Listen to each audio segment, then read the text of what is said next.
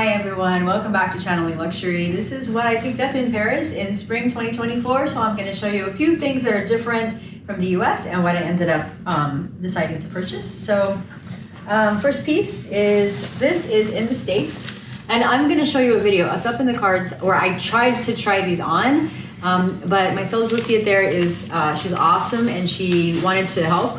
So it was really hard to continue the video. So I'm just showing you what we ended up picking up. But in the cards, you'll actually be able to see me trying on a couple of these pieces. So do take a look at that video if you're interested. So this is in black in the United States, and it's in white and black in Europe.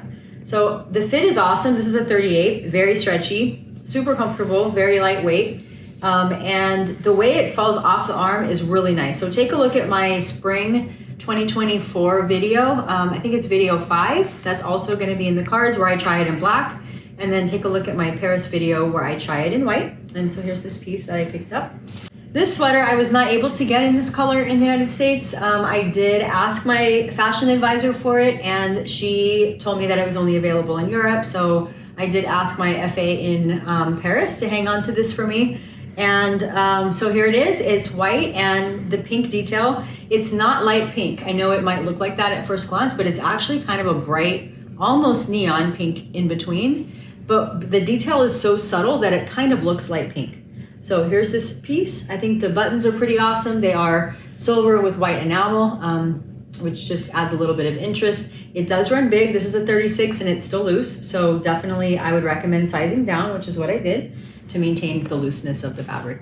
This is a sweater that I actually did try in the US and passed on it. And by the time I was really bummed out that I had passed on it, I found out that there was none left in the United States. So I picked it up when I was in Paris. Also asked my fashion advisor to hold on to it for me because it was selling out pretty quick. It's got the same neon pink as the last white shirt sweater that I just showed you.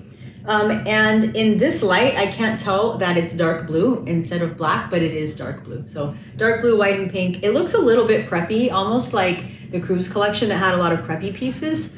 But it's a little less so on, and it is not the long version that they had in the United States. The US version came down a little bit below my butt, and this is a standard size sweater. So it looks really cool on. Again, take a look at my video where I actually try it on in Paris, and you can see how it looks. This is the only one that when I was leaving, I had second thoughts about, and only because of how sheer it is. So just a heads up, it is sheer. So if you are going to get this, you might want to get some lavender or nude underwear to go with it. The pink one, as many of you know, I tried the white one, the pink one, the long version, the short version, and it's in many of my videos. You can check out spring, summer video 2, 3, and 4, where I tried different combinations.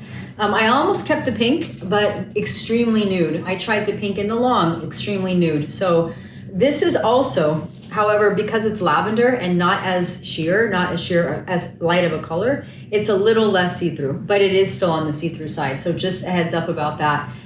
If you're having a bad day, it may not be the best dress. Also, a lot of people ask me what happened to the tag, like why their sales associate has taken the tag off. It's interesting because when you go through customs, you need to have the tags on officially anyway, right, to get your VAT back. But they do take the price tags off, so I can't tell you the exact price here. I think it was around 1,700 euro, and that's including the VAT, which you're going to get back. But it's the same price as in the US, but the European equivalent on this particular piece. Some pieces are less expensive actually in Europe than they are here. This one was also a little controversial because a few people that were around in the store did not really like this jacket very much. I never tried it on in the video. There's something about it that I just think it's really cool. And here's what I picture wearing it with. I picture wearing it with very baggy jeans, wide leg, deep pocket, like cargo style jeans. I know that will be wide, but I just think it's really cool. So it does come with a matching dress that was on the runway, a long dress, where the bottom part of the skirt is the stripes and the top part is like a white knit. And personally, I liked it as well. My fashion advisor said that it was a very poor fit on me, and that we really needed to be much taller women. I'm only 5'4", so needed to be much taller women. So here's the jacket, or robe if you want to call it that. it does feel like a terry cloth robe. I will say that. It feels more like a bathrobe than it does like a blazer. So I'm not going to wear this like a very professional formal blazer. For me, this is a piece that I will wear with something very casual. The pockets, same, this whole collection has had this button, silver button, and it has the waffle inside, the waffle print, which very much looks like a robe that you would see in a hotel. So I know I never tried this on in the video, so I will show you really quickly what it looks like on. And I do have on 2 other layers, so it's gonna look tighter than it actually is when I try it. It has light shoulder pads, which is kind of unusual for Chanel. I see that more with Balmain and other designers than Chanel. And okay, so here's some detailing inside the little chain. It does not have any way to hook it. I may change that. I may add my own hook here. It has the pockets that we come to know and expect from the tweed jackets. So I'll show you what it looks like when it's unbuttoned. Just, you know, very, very, very casual piece. What I don't like about it is the collar. It comes up pretty high. That may not necessarily be a bad thing if you're trying to camouflage things that you don't necessarily want. And then the shoulder looks a little bit tight fitting right here. That can easily be fixed by just letting out under the arms a little bit. So here's what this piece looks like. Love to know your comments, 1 to 5, what you would rate this particular jacket at. Don't be concerned. You can love it or hate it. It's all good. We often do that on this channel if you're new to it, so it's totally fine.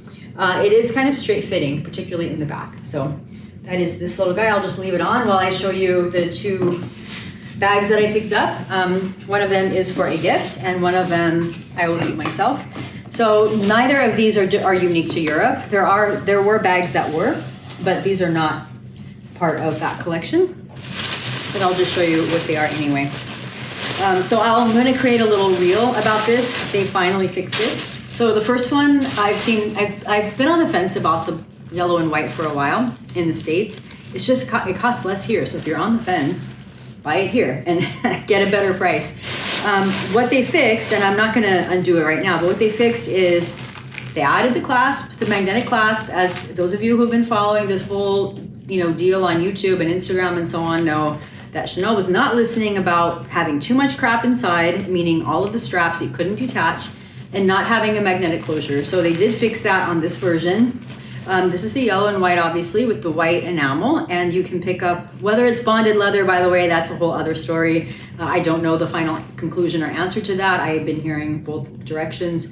And then, of course, you can get the pink and white. I think there's an orange and white as well, or there was an orange and white in Europe that I did not see in the US. So I'm going to wear this with black and with gray and other neutrals and just kind of use it as a little bit of color.